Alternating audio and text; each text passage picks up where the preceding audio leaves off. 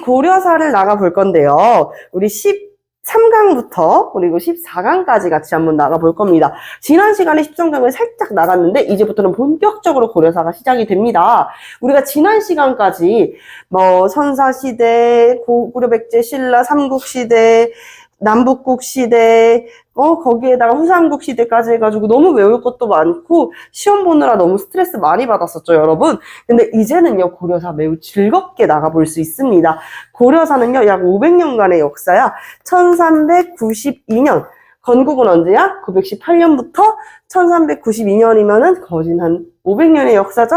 그래서 우리가 이 맥락을 어떻게 이해하면은 고려사를 완전히 정복해 볼 수 있는지. 고려사 전문가인 선생님이 한번 고려사를 가장 쉽게 이해를 해줄 것이거든요. 그래서 우리는 수업을 듣고 이해만 해가지고 문제만 풀면 된다. 어렵지 않다. 일단 고려사는 우리가 5등분으로 나눠볼까? 몇 등분? 5등분으로 나눠볼 거다. 자, 요렇게 나눠보겠습니다. 그래서 총 1, 2, 3, 4, 5, 5등분으로 나눴었죠. 자, 그래서 고려는 여기 고려 건국대 왕이 누구죠? 태조? 맞아요. 왕건입니다.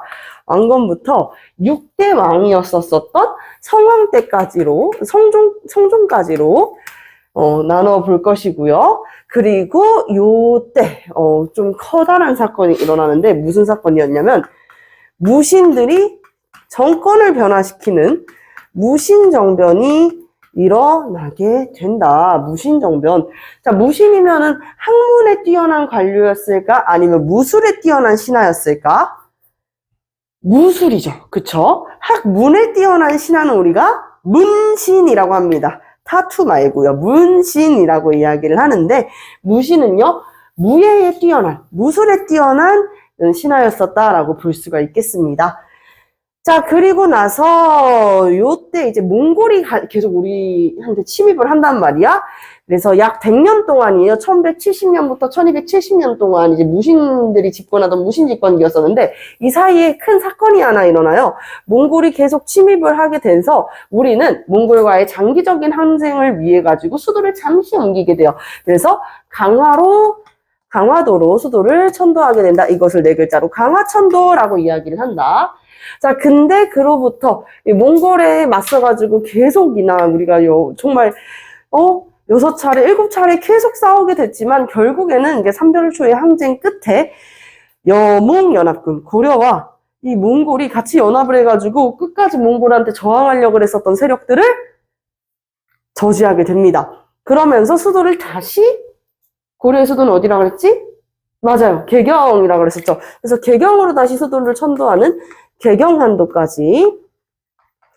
그래서 우리가 결국에는 이 몽골의 침입을 계속 몇 차례나 열심히 막아냈지만 몽골이 우리한테 무엇을 하는 것을, 압박을 하는 것을 이겨낼 수가 없었잖아요. 그쵸? 그래서 요 시기 개경으로 다시 돌아왔을 때부터는요, 원간섭기가 시작이 됩니다. 원간섭기, 원나라가 우리나라에 간섭하는 원간섭기.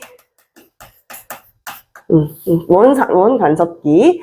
자, 근데 이때 마침, 요때 또 이제 세계사적으로 큰 시기가 하나 겹치게 되거든요. 요 시기는 어떤 시기였냐? 원나라랑 명나라가 교체하던 시기야. 그래서 원명교체기라고 하는데, 원은 무슨 세력이야? 몽골이죠. 명은 어떤 세력이냐? 중국의 역사상 이 중국 영토를 오랫동안 차지했었던 민족은 한족이잖아. 지금의 중국 사람들, 그쵸? 그래서 한족이 명이라고 하는 나라를 세우면서 이제 홍건적의 난을 필두로 이 명나라 저항군, 원나라에 저항하고자 하는 한족 반란군들이 원을 밀어내고 있는 상황이었어. 그래서 더 이상 우리도 이제 우리도 계속 원나라에 이렇게 굴복하고 항복할 이유가 없겠는데? 라는 생각이 들었었던 거지. 그래서 우리가 요 시기 때는 공민왕 시기. 공민왕은 원나라에 충성하지 않고 원명교체기 당시 명나라를 지지함으로써 고려만의 아이덴티티를 찾아가려고 했었던 시기라고 볼 수 있어요. 고려에 마지막 개혁 정치 군주입니다. 혹시 이해가 안 된다면은 같이 써놓는 것도 도움이 되겠죠. 고려의 마지막 개혁 군주였었다. 고려의 마지막 개혁 군주였었다. 무신은 학문에 뛰어난 사람이다. 무술에 뛰어난 사람이다. 그렇지. 무술이 뛰어났었던 무인 관료 라고 볼 수가 있겠습니다. 자, 혹시 몇 개 틀렸니? 오답노트 잘 써오고, 알았지? 가요. 자, 우리 계속 이어서 수업할게요. 자, 그렇게 5등분으로 쪼개서 볼 수 있는데, 오늘은 우리가 살짝 스무스하게 나가볼 거라서요. 고려랑 성종 요 한 조각만 똑 떼어 먹을 거예요. 괜찮죠? 그리고 오늘 일찍 끝난다면은, 제 시험 보는 사람이 과반 이상이니까, 과반 이상이라는 말 아니죠. 과반수니까, 우리가 제 시험 보면서 맞춰보면 되겠네요. 그쵸? 자, 이 위에는 지배계층으로 이해를 해볼 수가 있어. 이 시기마다 고려를 지배했었던 지배계층들이 달라. 재밌는 포인트는 무엇이냐면, 고려는 귀족들이 지배계층이었어. 그래서 귀족사회야. 그래서 어떤 세력들이 귀족이고, 어떤 세력들이 실권을 잘 쥐고 있었는지, 그 포인트를 이해하면은 이해가 쉽다라고 볼 수가 있겠죠. 자, 고려 건국 때부터 성종 때까지는요, 우리 통일신라 때부터 존재했었던 스스로 성을 쌓고 성주라고 자칭하고 성주 또는 장군을 자칭하고 지방에서부터 선종과 풍수지리로 세력을 키워갔던 사람들 우리가 뭐라고 부른다 그랬죠? 그렇지. 지금 입술 모양이 이렇게 뭐죠? 호족. 그쵸, 호족. 맞아요. 이때 지방의 호족 세력들이 지배계층이었어요. 그래서 호족을 포섭하느냐 포섭하지 않느냐는 굉장히 중대한 문제였었다라고 말씀을 드렸죠.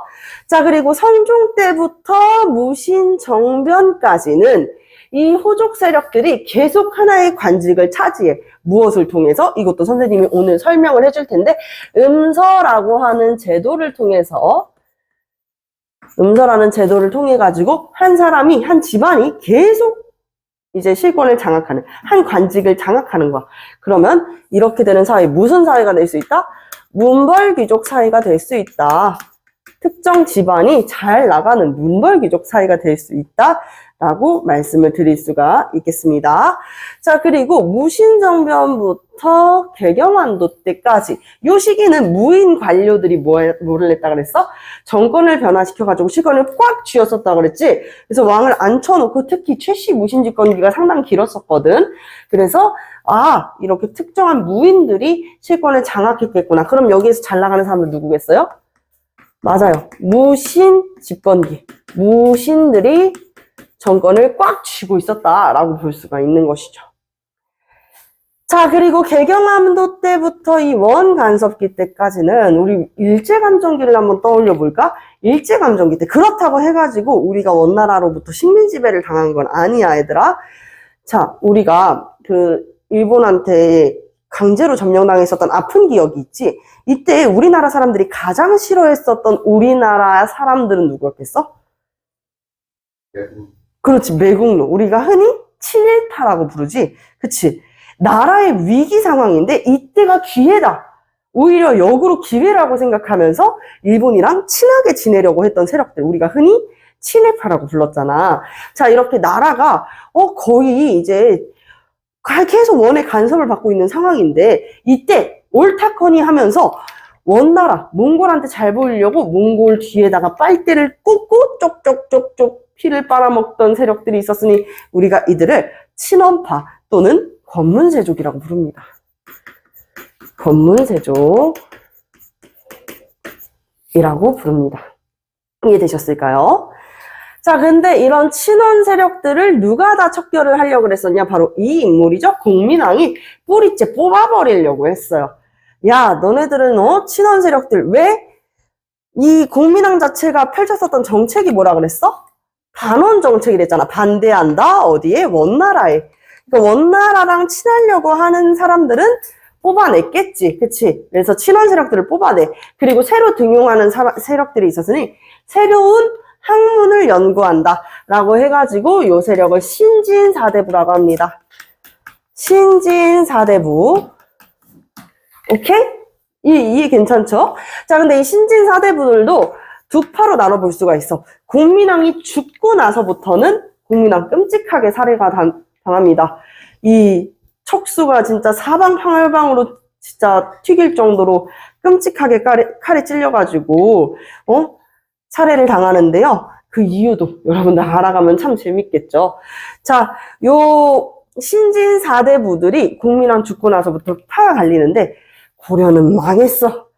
아, 이대로 가면은 고려는 끝이야. 새로운 왕조를 열어야 돼. 라고 이야기했던 세력들이 우리가 급진파 신진사대부라고 하는데, 선생님 때는 이 급진파 신진사대부를 혁명파 신진사대부라고도 배웠었던 것 같아. 그래서 급진파 신진사대부가 있고, 반대로 그게 무슨 말입니까? 우리는 고려의 신 아닙니까? 나라의 위기라고 해가지고 신하가 된 도리로서 어떻게 모른 채 하고 새로운 왕조를 창건하려고 합니까? 고려라는 나라는 그대로 두고 이 체제를 바꿔나가야 합니다. 라고 했었던 세력들이 온건파 신진사대부예요. 그래서 급진파 신진사대부와 온건파 신진사대부로 나눌 수 있고, 대표적인 인물은 조선 개창에 가장 앞장섰었던 조선의 개국공신 정도전과 고려의 충신한 신하로 알고 있는 정몽주, 요 두 인물로 우리가 나누어 볼 수가 있겠다라는 것입니다. 괜찮죠? 응? 요 정도. 여기까지가 사실 고려의 끝이야. 지금 선생님 영상 찍은 지 20분도 안 됐는데 고려사를 20분도 안 돼가지고 끝내볼 수가 있네요. 이렇게 맥락만 짚어가지고 이해를 해도 충분히 이해가 가능하시죠? 자, 그래서 이 정도전이 나중에는 당시 이 무신정변을 일으킨 무인 세력들과는 다른 신흥 무인 세력들 중에서도 가장 젊고, 그리고 조금 사람들한테 인기를 많이 끌었었던 이성계라는 인물이 있죠. 자, 그래서 신흥 무인 세력이었던 이성계와 함께 힘을 합쳐서 어떻게 돼요? 조선이라는 나라를 개창하게 됩니다. 그래서 요 시기부터는 1392년부터는 조선이 건국된다. 고려가 망하게 된다. 라는 맥락으로 이해를 해볼 수가 있는 것이죠. 어렵지가 않네요. 요 정도 괜찮네요. 요 정도면 우리 배우는데 크게 어려움이 없겠네요. 자, 그래서 오늘 배울 사람들은요, 총 3명입니다. 그래서 오늘 수업은 이렇게 진행이 될 거야. 아마 영상에는 여기가 안 나오겠지? 오늘 수업 1교시는 왕건, 고려 전기에 주로 이제 시험 문제에 나오는 고려 전기 임금 3명에 대해서 배울 거예요. 왕건, 4대 왕이었었던 광종, 6대 왕이었었던 성종. 자, 두 번째는 고려의 중앙제도와 지방제도. 3번, 3교시에는 우리가 교육, 그리고 관리 등용제도, 군사제도 합쳐서 요거는 5분 예상합니다. 5분에서 10분 예상하고, 중앙제도도 아마 여러분들이 이미 발해를 다 시험을 봤기 때문에 크게 어렵지 않을 거예요. 그렇다면 오늘 우리가 가장 이제 새롭게 받아들이는 지식은 뭐야? 왕건, 광종, 성종의 업적이라는 거예요. 아시겠습니까? 태조 왕건부터 한번 시작을 해보도록 하겠습니다. 자, 태조 왕건. 여기에서 중요한 거는 왕건의 이름이 왕씨죠, 그죠? 왕씨였어, 왕씨. 그래서 태조 왕건. 나라를 건국하는 사람한테 주는 묘호가 뭐예요? 태조라는 묘호가 주어지게 되는 것이다. 나라를 건국한 사람한테. 그래서 이성계가 조선을 건국했을 때도 이성계를 뭐라고 불러요? 태조 이성계라고 이야기를 하죠. 그쵸? 나라를 건국한 임금입니다. 자, 일단 태조 왕건의 가장 큰 첫 번째 업적은 무조건 뭐겠어요? 고려를 건국한 사람이죠. 그리고 또 다른 이제 별명이 하나 있죠. 성군으로 많이 손에 꼽힙니다. 성군으로 많이 불려진다. 자, 그리고 태조 왕건이 호족 세력들도 포섭하는 데 일조하고 백성들한테도 크게 인기를 얻으려고 노력했었던 인물이란 말이에요. 자, 그래서 태조 왕건 하면은 민생 안정, 백성들한테는 어떻게 인기를 얻었고, 그리고 호족 세력은 어떻게 통합했느냐. 그리고 통합만 하면 안 되지. 호족들 말만 잘 들으면은 호족 세력들은 왕을 앞세워서 자기네들이 조종을 하는 거잖아. 그래서 어느 정도 호족 세력들은 뭘 해줄 필요가 있어? 견제해줄 필요가 있어. 그래서 호족 견제 정책 등을 기억을 해주시면 될 것 같습니다. 자, 일단 첫 번째 민생안정책은 무엇이냐면 세금 수취 제도를 변화시켜요. 그래서 수취제도 개편으로 이해를 해볼 수가 있는데, 수취제도 개편. 어떻게 수취제도를 개편시켰느냐? 세율을 10분의 1로 완전히 탕감시켜줍니다. 확 줄이게 되는 것이죠. 그쵸?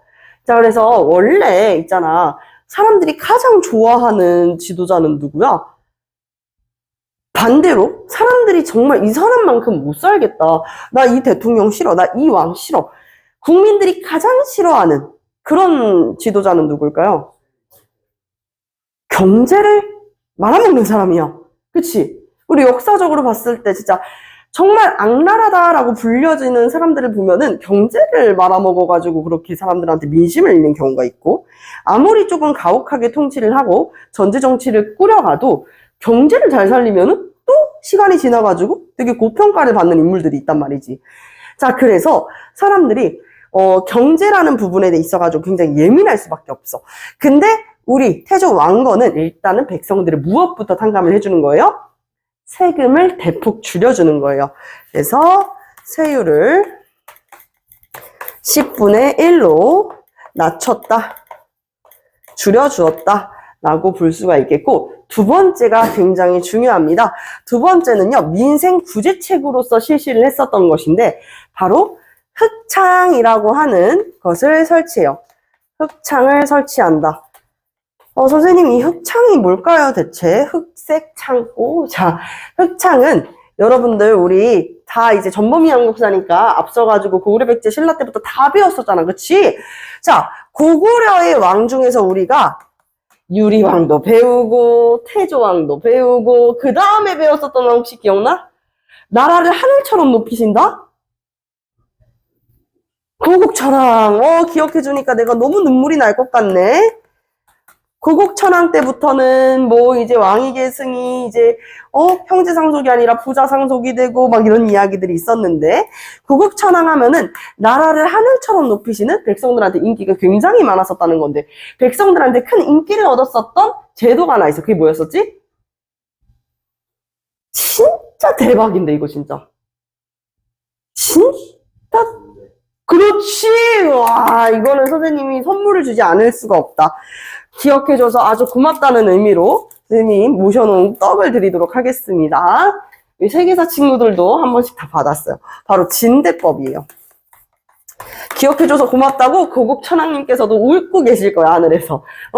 진대법. 근데 이게 무슨 법이었었냐? 그냥 막상 진짜 대박법이 아니라, 진대법은 춘대추납 뭐예요? 봄에는 대출을 해주고 가을에는 갚아라 해가지고 춘대추납이라고 하는 제도가 있었다라는 거야. 그치? 왜? 백성들이 배고파서 죽지 말라고, 배고라 죽는 이 백성들을 위해서 진대법을 실시했는데, 이 흑창은요, 고구려의 진대법을 계승을 해가지고 춘대추납, 말 그대로 봄에 곡식을 빌려주고 가을에 갚게 하는 그러한 제도였어요. 아시겠죠? 그래서 고구려의 진대법을 계승했다. 혹시라도 선생님 저는 시간이 지나면 다 까먹는 스타일이라, 그러면은 진대법을 까먹으셨겠네요. 그렇다면 요것도 같이 꼭 적어주셔야겠죠. 춘이 뭐야? 봄에 곡식을 빌려주고,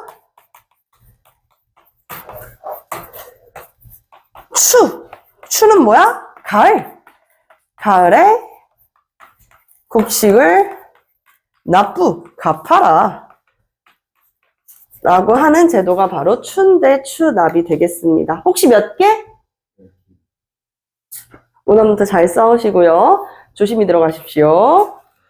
자, 그래서 요런 진대법을 계승한 흑창을 설치했다. 여기에서 고등학생 친구들 잠깐 눈 크게 뜨고 잘 들어요. 이 흑창이 나중에 이제 6대왕이었었던 성종 때 개편이 되는데 의창으로 개편이 됩니다. 더 확대돼요. 이거 언제 때? 성종 때. 아, 선생님 성종 어디서 들어봤는데요? 바로 여기 있지. 6대왕 성종 때 의창으로 개편된다라는 이야기까지 기억을 해주시면 되겠죠. 자, 그러면 요거를 지우고 헐랭 말은 지우개가 없네.